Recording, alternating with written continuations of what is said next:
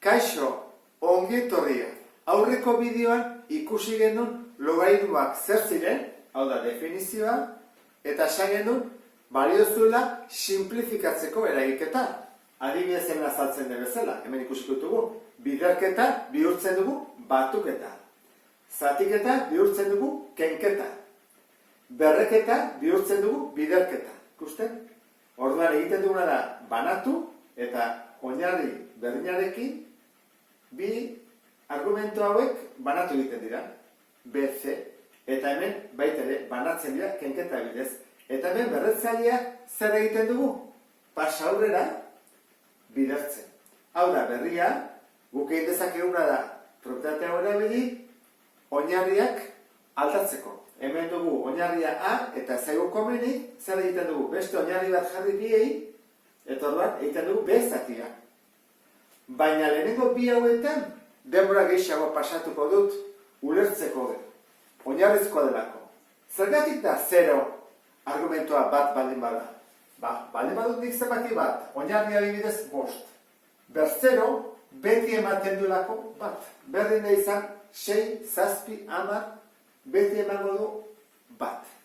Horregatik esaten dugu, argumentua bat denean, logaritmoa 0 dela.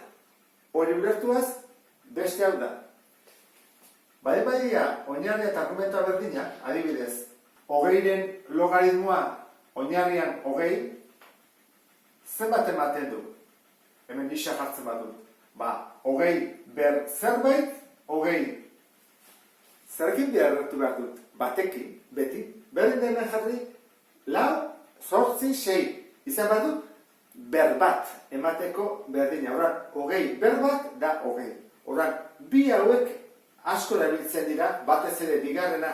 Zergatik, gure helburua delako oinarria eta argumentua berdina izatea. Hori lortzen badugu, hori bat da eta kendu ezakegu logaritmo hori. Beste zerbait egin barko genuke. Hora hasiko gara lehengoarekin. Begira, hemen zer dugu? Dugu logaritmoa, 27 ber 3 eta oinarriak 3. Zer egin dezakegu? Zer propietate erabili dezakegu? Erabili dezakegu, hau. Berretzailea atera dezakegu bidertzen. Horrengo dugu, 3 pasa aurrera bidertzen. Baina ez hori bakarrik. 27 deskomposatuko dugu. Hau, pauso importantea da, deskomposatzea. Horra, 27 deskomposatuta da, 3 bider 3. Horra izango da. 3 hau kentzen badut, gelditzen da oinarrian 3, eta hemen 3 ber 3. 27 3 ber 3 delako. Zer egin dezaket? Berretzaile bat. Berriro, hau, atera ingo dut. Horran gehitzen da kanpoan, 3 bider 3, eta hemen barruan, logaritmo 3rena oinarrian 3. Zer hortu dugu? 3 eta 3, berdina, horrek esan edu, hau dela bat. Horran, 3 bider bat, zen bada, 9. Egin dago. Urrengoa, biren logaritmoa oinarrian 16. Nola egingo genuke? Hemen ez dago propietatea erabiltzerik, baizik bere definizioa. Falta zaigu zenbaki hau, ez dakigula zein den. Horran, hasiko gera, zeingo dugu, 16 ber isa berdin 2. Isa kalkulatu behar dugu, pixka bat zaila ez da?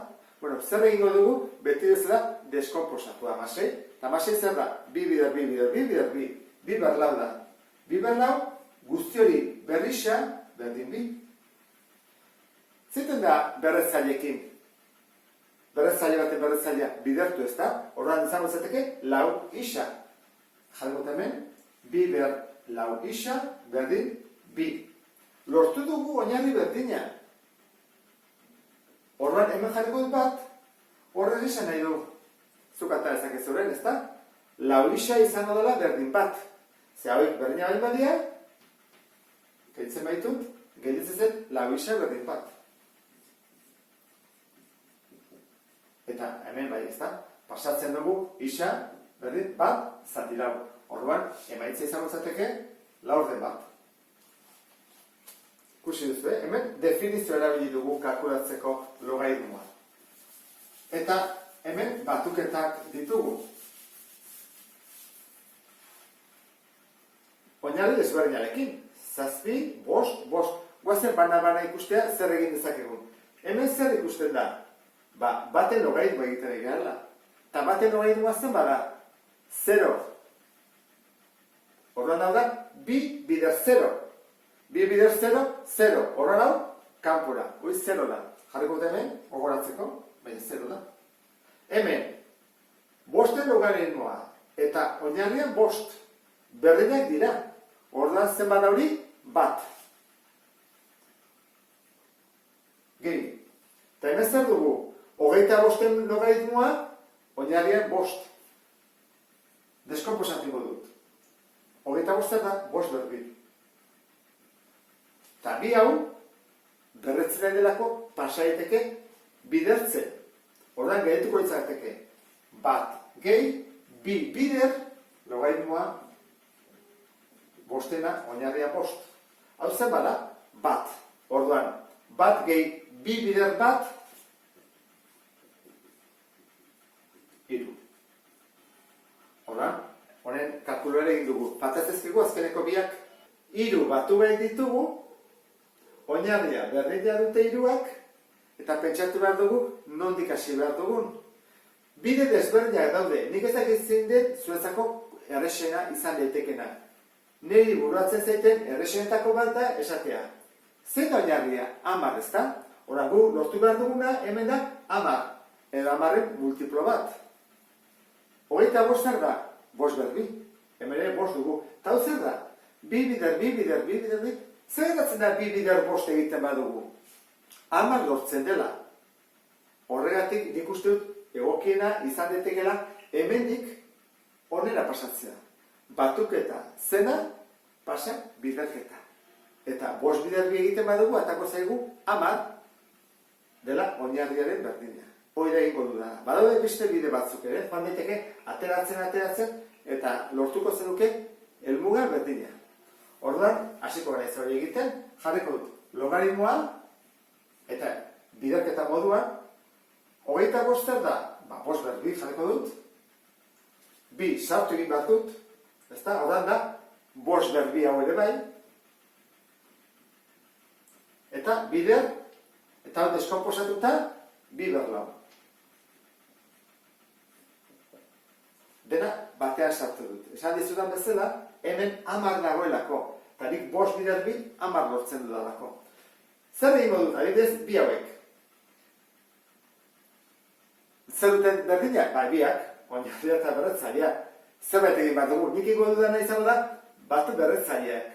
Zergatik, ze bi gehi bi, honen berdina delako. Ez dut iko 5 bider 5. Horran, atako zait horrela. Logaritmoa, 5 berlau, batu inditu dalako, bider bi berlau. Eta den, berdina dutena mantendu, eta bi hau zen berriak bidertu. Horra izango zateke, logaritmoa, 10 berlau. Eta lau hau, zer da, berretzailea, ate ezaket. Lau, logaritmoa, 10 logaritmoa, ez da? Eta 10, eta bezer dago, ez duzak hartzen, zer da 10, horren hau zen bada, bat. Lau. Esate izute, bide bat baino gehiago daude, hau da bat, esplikatu dezake beste bi bide gutxinez, baina zurea aurkitu behar dezu. Prozedura jarraitu behar duzu, behar bai hasiko zinake hemendik, eta hasten bat zen hemendik joango zen ateratzen, eta gehituko zaizunarekin ea ze gertatzen den. Eta azkeneko ariketa egingo dugu. Biderketa bat dugu. Eta oinarriak desberdinak dira. Hemen arazotxo batekin gaude ez da? Bien oinarria eta hemen ehun ez dute koinziditzen. Zer egin dezakegu, kasu hauetan egokiena izaten da oinarri aldaketa bat. Zergatik, era hortara denak izango ditugu oinarria berdinarekin, 10ekin. Eta deskomposatuko ditut, Horra, hau izango litzateke. Logaritmoa, 2 ber 3, eta atezaket 3 hori, bidertzea delako, bider eta oinarri aldaketa erauntara da. Logaritmoa utziko dut 10en oinarrian, hori komeni zait, ze hau 100 da, 10 berbi, eta bian izango izateke logaritmoa 10en oinarrian, ez da? Baina, norena, 2. Banatu ditut, 100 eta 2, bat gorea eta bestea bera, eta jarri dut oinarri berbera. joangunez ateratzen dena. 3 ateratzen dut, horren da, 3 logaritmoa, birena, bider, 2 bider, 10 logaritmoa, zati, 2 logaritmoa. Jarri dut parentesi artean, hobeto ulertzeko, azpere. Ze ikusten duzu? Nik gauzat ikusten dut. Hau eta berdina direla. 2 logaritmoa zatitzen. 2 logaritmoa bidertzen. Hemen goatu bat dela. Kendu dituzke. Eta 10 logaritmoa zein da? Hemen oinarrien 10 da, Bat. Orduan da, 3 bider 2. Bider bat, nebo duzu jarri? 6. Eta hola maituko genuke. Bueno, ariketa prestatuta zaude zenbaki osoak izateko ez da. Ariketak egitea falta zaizu, praktikatzea. Hau ulertu baldin baduzu, primeran. Beste bat arte, agur?